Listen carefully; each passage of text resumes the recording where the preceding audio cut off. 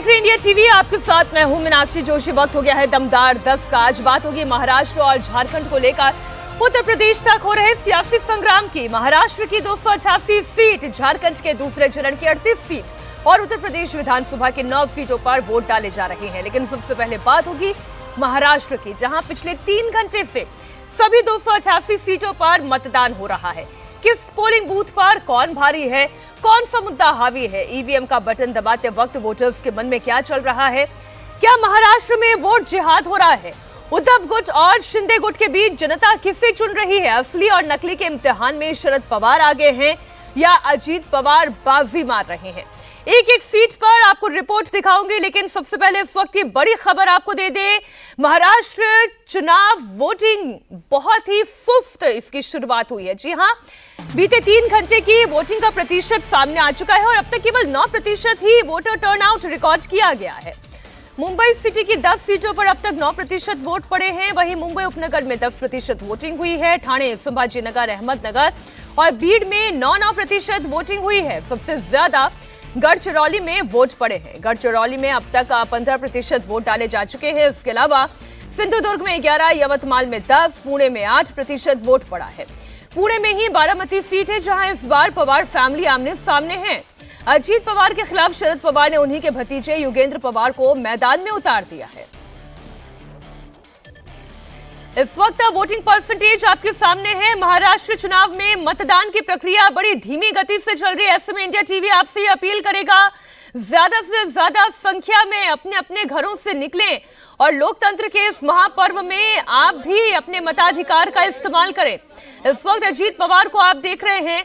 अजीत पवार की political legacy Sharad Pawar से अलग हो जाने के बाद कितना दम भरती हुई नजर आएगी, ये इलेक्शन बताएगा। इस वक्त वोट मीटर क्या कह रहा है वो भी आपके सामने। अहमदनगर में 9%, अकोला में 8%, अमरावती में 8, संभाजी नगर में 9, बीड में 9, भंडारा में 9, तो वहीं बुल्ढाना में 9% मतदान हो चुका है। इसके अलावा धुले में भी 9%। अगर आप ओवरऑल एवरेज देखेंगे तो मात्र 9% ही वोटर टर्नआउट अब तक हुआ है। यवतमाल में 10, रायगढ़ में 10, पालघर में 10 और नंदुरबार में भी 10% मतदान हुआ है। अब तक इस पूरे अगर आप चार्ट में देखेंगे तो सबसे बेहतर गढ़चिरौली में, जहां 15% मतदान हुआ है, तो वहीं रत्नागिरी जहां पर 12% और सिंधुदुर्ग में 11% मतदान हुआ है। इस वक्त की बड़ी खबर आपको बता दें, ठाणे, संभाजीनगर, गढ़चिरौली जहां सबसे ज्यादा 15% वोटिंग हुई है। 288 सीटों का ये महासंग्राम है। वोट जिहाद का मुद्दा असर कर रहा है या धर्म युद्ध की तरफ इस वक्त हिंदू कंसोलिडेट हो गया है। महाराष्ट्र में इस बार कई दिग्गजों की सीट भी फंसी हुई है। शिंदे की कोपरी पचपखड़ी सीट पर उनके राजनीतिक गुरु आनंद दीघे के भतीजे केदार दीघे उद्धव गुट से उन्हें चुनौती दे रहे हैं। तो वर्ली सीट पर उद्धव के बेटे आदित्य ठाकरे की सीट मिलिंद देवड़ा ने फंसा दी है। बारामती में अजीत पवार और युगेंद्र पवार के बीच में कांटे की टक्कर है। तो वहीं नागपुर दक्षिण पश्चिम में इस बार डिप्टी सीएम देवेंद्र फडणवीस भी कुंबी के कुंबे में फंसे हुए हैं। जी हां, बात शिवाजी मानखुर्द सीट की कर ले, जहां अबू आजमी और नवाब मलिक के बीच में तगड़ी फाइट देखने को मिल रही है। अब मुसलमानों के वोटों का ध्रुवीकरण नवाब मलिक के खाते में जाएगा या अबू आजमी, जो पिछले कई दिनों से मुफ्ती मौलानाओं से मुलाकात करके वोटों को जोड़ने की कोशिश में लगे हुए हैं, उन तक ये फायदा पहुंचेगा। फिलहाल महाराष्ट्र में वोटिंग जारी है। अभी 3 घंटे का वक्त हुआ है और बड़े बड़े दिग्गज अपने अपने घरों से निकलकर वोट कास्ट कर रहे हैं और आम लोगों को भी इस बात के लिए प्रेरित कर रहे हैं कि वो भी अपने घरों से निकले। सुबह सुबह पहले मतदान फिर जलपान, जो नारा बार बार इलेक्शन कमीशन की ओर से दिया जाता है। बॉलीवुड स्टार्स हो, पॉलिटिकल हस्तियां हो, वो सभी आपको इस तस्वीर में नजर आ रही हैं। अक्षय कुमार, जॉन इब्राहिम, फरहान अख्तर, उनकी बहन जोया अख्तर, राजकुमार राव जैसे सितारे वोट कास्ट कर चुके हैं। सोनू सूद को आप इस तस्वीर में देख सकते हैं। अली फजल भी घर से आए, उन्होंने भी वोट कास्ट किया। ये तस्वीरें आपके सामने। सचिन तेंदुलकर अपने पूरे परिवार के साथ वोट डालते हुए नजर आए। उनकी पत्नी अंजलि, उनकी बेटी सारा तेंदुलकर भी तस्वीरों में नजर आई। अब सवाल महाराष्ट्र इलेक्शन को लेकर, जो नारा लगातार इस पूरे इलेक्शन में चलता रहा, बटेंगे तो कटेंगे वर्सेस वोट जिहाद होता रहा। लेकिन इसी वोटिंग के बीच ठीक 24 घंटे पहले कैश कांड और क्रिप्टो करेंसी घोटाले को लेकर सियासत तेज हो गई। सुप्रिया सुले और नाना पटोले पर लगे क्रिप्टो करेंसी घोटाले के आरोपों पर शरद पवार ने पलटवार किया है। सुप्रिया सुले पर बिटकॉइन घोटाले के आरोप पर शरद पवार ने कहा है कि बीजेपी किस हद तक जा सकती है, ये इसका उदाहरण है। झूठे इल्जाम लगाना बीजेपी का काम है। दरअसल पुणे के पूर्व आईपीएस अधिकारी रविंद्रनाथ पाटिल ने एनसीपी शरद पवार गुट की नेता और बारामती की सांसद सुप्रिया सुले और महाराष्ट्र कांग्रेस के अध्यक्ष नाना पटोले पर बड़ा आरोप लगाया है। पूर्व आईपीएस अधिकारी ने आरोप लगाया है कि दोनों नेताओं ने 2018 के क्रिप्टो करेंसी धोखाधड़ी मामले से बिटकॉइन की हेराफेरी की थी। इसका इस्तेमाल महाराष्ट्र में चल रहे विधानसभा चुनाव के लिए किया गया है। इन आरोपों के बाद बीजेपी प्रेस कॉन्फ्रेंस करके कांग्रेस से इन आरोपों पर जवाब मांग रही है। बीजेपी कौन सी लेवल पर जाती है, इसका एक उदाहरण है। जिसने आरोप किया था वो आदमी जेल में था कई महीनों से, और ऐसे लोगों को सामने लेकर झूठे इल्जाम लगाना ये ओनली भारतीय जनता पार्टी कर सकती है।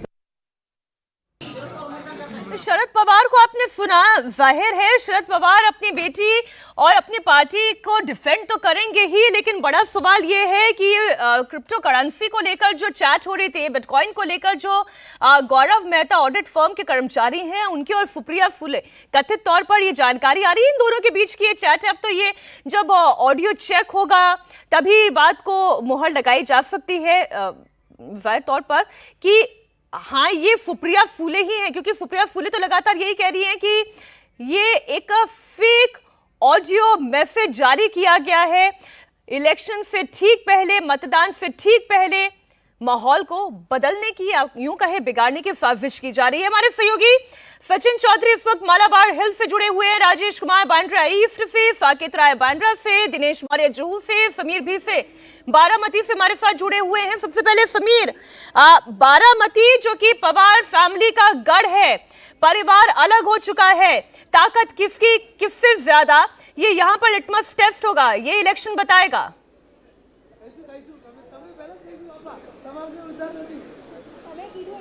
समीर, चलिए सचिन मैं आपके पास आ रही हूँ। सचिन मालाबार हिल से हमारे साथ जुड़े हुए हैं। बहुत सारे मुद्दे इस इलेक्शन में गरमाए रहे सचिन, चाहे वो बटेंगे तो कटेंगे का नारा हो, एक रहेंगे सेफ रहेंगे का नारा हो, मुफ्ती मौलानाओं से मुलाकात को वोट जिहाद की तरह पोर्ट्रे करना हो, कौन किस पर भारी पड़ता दिखाई दे रहा है? जी बिल्कुल, देखेंगे कि शुरू से चुनाव जो है काफी कम समय मिला, करीबन 15 दिन मिले चुनाव के लिए सभी को चुनाव प्रचार करने के लिए, लेकिन 15 दिनों में धुआंधार रैलियां हुई। प्रधानमंत्री नरेंद्र मोदी आए, राहुल गांधी आए, रेवंत रेड्डी आए, कांग्रेस के कई सारे सीएम आए, पूर्व सीएम आए, बीजेपी के कई सारे सीएम आए। योगी ने तो यहाँ पर कई सारी रैलियां की और करीबन 10 रैलियों में उन्होंने बटेंगे तो कटेंगे का धुआंधार नारा दिया। प्रधानमंत्री ने एक है तो सेफ है की बात कही और देवेंद्र फडणवीस ने धर्म युद्ध की बात कही। तो वही सज्जाद नोमानी से लेकर उलेमा बोर्ड, उलेमा काउंसिल और सलमान अजहरी, तमाम लोगों ने जो है अपील की और फतवे निकालने की बात कही, वोट जिहाद की बात की। इसके अलावा वोटिंग से कुछ घंटे पहले जो है कैश कांड की बात जो है सामने आई और बिटकॉइन घोटाला जो है उसके आरोप प्रत्यारोप जो है दोनों तरफ से लगने शुरू हो गए। तो तमाम जो मुद्दे हैं 15 दिनों में काफी मुद्दों के इर्द गिर्द जो है चुनाव में ये चुनाव जो है गरमाया और इसको लेकर जनता में खास करके जो ग्रामीण इलाका है, महाराष्ट्र का जो ग्रामीण इलाका है और जो मुस्लिम बहुल इलाका है, वहां पर कहीं ना कहीं वोट जिहाद, धर्म युद्ध के जो मुद्दा है वो कहीं ना कहीं प्रमुखता से सामने दिखाई दे रहा है। अगर हम मुंबई की बात करें तो मुंबई में इंफ्रास्ट्रक्चर और डेवलपमेंट का मुद्दा जो है काफी हावी है, क्योंकि मुंबई निवासियों ने 2.5 साल की जो है उद्धव की सरकार देखी और 2.5 वर्ष की जो है एनडीए की, बीजेपी और एकनाथ शिंदे की सरकार भी देखी, उसमें अजित पवार भी जुड़ गए। तो डेवलपमेंट भी मुंबई और जो सिटी इलाके हैं, खासतौर पर जो मेट्रो सिटीज है वहां पर प्रमुखता से दिखाई दे रहा है। मतलब ये है कि आप ये कहना चाह रहे हैं सचिन कि यहाँ पर वोट जिहाद या इस तरीके के मुद्दे हावी रहने की बजाय राजेश यूं कहा जाए कि विकास ज्यादा इंपॉर्टेंट है, यानी कि ये जितनी भी डिविसिव बातें हुई हैं इस पूरे इलेक्शन के दौरान, हिंदू मुस्लिम नैरेटिव आया है इस इलेक्शन के दौरान, क्या इसका असर मुंबई पर नहीं दिखाई दे रहा? देखिए, जब मतदाताओं से हम बात करते हैं मीनाक्षी, तो उनके ज़बान पर एक ही बात रहती है, डेवलपमेंट। क्योंकि मुंबई के बारे में सब लोग जानते हैं, भागता दौड़ता शहर है और यहाँ तमाम तरह की दिक्कतें हैं। आर्थिक राजधानी ज़रूर है, लेकिन तमाम तरह की दिक्कतें हैं। उन दिक्कतों से जो निजात दिलाता है, उसी की तरफ लोग जो हैं वो आकर्षित होते हैं। और पिछले कुछ सालों में हमने देखा कि जिस तरीके से मुंबई में इंफ्रास्ट्रक्चर का काम हुआ है, वो एक बड़ा मुद्दा है। और दोनों पार्टियां गिना भी रही हैं और ये कह रही हैं कि उन्होंने किया है। जहां महायुति दावा करती है कि उसने कोस्टल रोड बनाया या MTHL बनाया, तो महाविकास आघाड़ी भी पीछे नहीं रहती। वो दावा करती कि उनके वक्त में शुरू किया गया था। तो मुंबई की अगर हम बात करेंगे तो मुंबई में डेवलपमेंट एक बड़ा इशू है, इंफ्रास्ट्रक्चर एक बड़ा इशू है। लोगों का जो जीवन है उसमें जो सहूलियतें हैं वो किस तरीके से बढ़ाई जाए, वो एक बड़ा इशू है। लेकिन आप महाराष्ट्र में चले जाएं, ग्रामीण इलाकों में चले जाएं, तो वहां पर जो ये मुद्दे हैं, बटेंगे तो कटेंगे, या फिर धर्मयुद्ध की बात हो जाए, या फिर जातिगत फैक्टर होगा, मराठा आरक्षण की बात हो जाए, ये उन इलाकों में जरूर काम कर रही हैं। और वहां के वोटर्स इन्हीं ग्राउंड्स पर वोटिंग भी कर रहे हैं। और यही वजह है कि बीजेपी ने उस पिच को छोड़ा नहीं। बटेंगे तो कटेंगे को लेकर अजीत पवार नाराज थे। बीजेपी के अंदर से भी आवाजें उठ रही थी कि ये ठीक नहीं है। लेकिन बावजूद इसके बीजेपी हो या फिर एकनाथ शिंदे गुट हो, उन्होंने इस पिच को छोड़ा नहीं। वो लगातार बार बार दोहराते रहे। जी, आप राजेश बने रहे हमारे साथ। इस वक्त तस्वीरों में नाना पटोले भी दिखाई दे रहे हैं, कांग्रेस पार्टी के महाराष्ट्र प्रदेश अध्यक्ष हैं। उनके ऊपर भी बड़ी जिम्मेदारी, सकोली विधानसभा सीट से वो इस बार चुनाव लड़ रहे हैं और तीसरी बार जीत का दम भर रहे हैं। इधर मुस्लिम बहुल मालेगांव सेंट्रल में बम्पर वोटिंग हो रही है। मालेगांव सेंट्रल में अब तक 14% से ज्यादा मत पड़ चुके हैं। इस सीट के बारे में आपको जानकारी दे दूं, 75% मुस्लिम वोटर्स की आबादी वाली सीट है मालेगांव सेंट्रल, जहां पर इस वक्त बड़ी तेजी से वोट प्रतिशत आगे बढ़ता हुआ नजर आ रहा है। अब तक 14% से ज्यादा मतदान हो चुका है। दिनेश मौर्य भी हमारे साथ जुड़े हुए हैं। दिनेश, मालेगांव सेंट्रल में 75% आबादी जहां पर मुस्लिम वोटर्स की ज्यादा, वहां बड़ी तेजी से मतदान हो रहा है।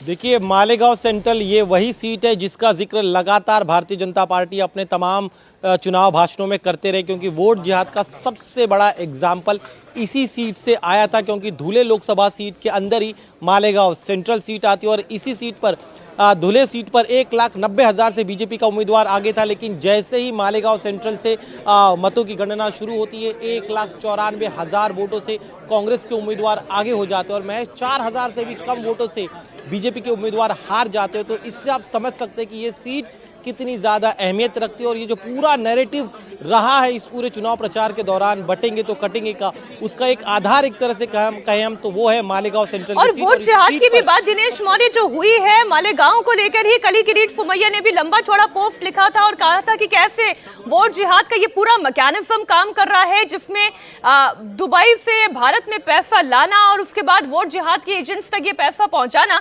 बहरहाल वो अलग आरोप है। और इस वक्त एक और बड़ी खबर दे दे, नवाब मलिक की सीट पर 9% मतदान हुआ है। मानखुर्द शिवाजी नगर में 9% मतदान हुआ। अबू आजमी और नवाब मलिक में ये टक्कर जबरदस्त है। मानखुर्द में शिंदे सेना के सुरेश पाटिल भी मैदान में हैं। शिवाजी नगर की बात करें तो यहाँ पर 53% मुस्लिम वोटर्स है। और सबसे बड़ा डर जो इस वक्त अबू आजमी को सता रहा है वो यही कि मुस्लिम वर्सेस मुस्लिम का यहाँ मुकाबला हो गया है। कहीं ऐसा ना हो कि मुस्लिम वोटर्स का बिखराव हो जाए और उनकी सारी बाजी यहाँ पर किए कराए पर पानी फिर जाए। हमारे सहयोगी साकेत भी जुड़े हुए हैं। साकेत, मानखुर्द शिवाजी नगर सीट बड़ी कांटे की और बड़ी दिलचस्प सीट। बिल्कुल, देखिए इस सीट पर जो दोनों उम्मीदवार हैं, चाहे वो नवाब मलिक हों या फिर बात करिए अबू आजमी की, इन दोनों के बीच जिस तरह की राइवलरी है और इस पूरे चुनाव प्रचार के दरमियान इन लोगों ने जैसे एक दूसरे के ऊपर तंज कसा है, वो अपने आप में दिलचस्प था। अणुशक्ति नगर से चुनकर आते थे नवाब मलिक, लेकिन इस बार उन्होंने शिवाजी नगर से खड़ा होना चुना और दूसरी जगह उन्होंने अणुशक्ति नगर से अपनी बेटी को उतारा। तो देखिए इस बार के चुनाव में जिस तरह से इन दोनों का एक समीकरण बैठते हुए नजर आ रहा है, लेकिन एक दिलचस्प बात यह होगी कि नवाब मलिक ने इस पूरे प्रकरण में कहीं ना कहीं खुद को महायुति से अलग करने की कोशिश की, यानी कि बीजेपी और शिंदे गुट दोनों से ये कोशिश की कि उनके साथ नजर ना आए, क्योंकि ऐसे में हो सकता लगता है कि कहीं ना कहीं मुस्लिम वोट बैंक उनका प्रभावित हो। और यही कारण है कि लगातार अगर आप नवाब मलिक के चुनाव प्रचार को देखें तो आपको साफ तौर पर नजर आएगा कि किस तरह से वो अन्य जो महायुति के दो दल हैं उनसे कटे छटे नजर आए और दूसरे दलों ने भी जमकर नवाब मलिक का विरोध किया। तो इस विरोध का कितना असर देखने को मिलेगा। और मानखुर्द की सीट अपने आप में इस बात की गवाही देती है कि जिस तरह के वहां पर चुनाव प्रचार हुआ और वहां की घनी आबादी और वहां का जिस तरह की वहां की समस्याएं हैं, चाहे नशे को लेकर, बिल्कुल साकेत आप बने रहे हमारे साथ। अभी एक और तस्वीर महाराष्ट्र नवनिर्माण सेना के चीफ राज ठाकरे, देखिए ठाकरे परिवार कैसे अलग पर अलग होता चला गया। बाला साहेब ठाकरे के बाद राज ठाकरे अलग हुए, उन्होंने अपनी महाराष्ट्र नवनिर्माण सेना बना ली। इस बार उनके परिवार का सदस्य भी चुनावी मैदान में है। मुकाबला आसान किया जा सकता था परिवार के सदस्य के लिए, लेकिन उद्धव ठाकरे ने यहां पर भी मौका नहीं छोड़ा। उनकी पार्टी भी छिन्न भिन्न हो चुकी है, लेकिन परिवार के बीच की लड़ाई इस बार चुनावी लड़ाई के तौर पर भी दिखाई दे रही है। हम बात मुस्लिम बहुल सीट की भी एक बार फिर करते चले। संभाजीनगर पूर्व में 13% मतदान की खबर आ रही है। संभाजीनगर पूर्व में अब तक 13% वोटिंग हुई है। संभाजीनगर पूर्व में एआईएमआईएम के इम्तियाज जलील इस वक्त उम्मीदवार के तौर पर अपनी किस्मत आजमा रहे हैं। समीर भी से भी हमारे साथ जुड़े हुए हैं। इम्तियाज जलील वही नेता एआईएमआईएम के जिन्होंने सचिन बड़ी रैली निकाली, पूरे औरंगाबाद से रैली निकालते हुए मुंबई तक वो पहुंचने की कोशिश करे थे। वो अलग बात है कि ये कोशिशें इतनी कामयाब नहीं हो पाई, लेकिन इस बार एआईएमआईएम की ताकत कितनी, इम्तियाज जलील की ताकत कितनी? सचिन जी देखिए, मैं आपको यहाँ से तस्वीरें दिखाना चाहूंगा कि पीयूष गोयल जो केंद्रीय मंत्री है, इन्होंने अभी अभी अपना वोट किया है। पीयूष जी आपने वोट किया?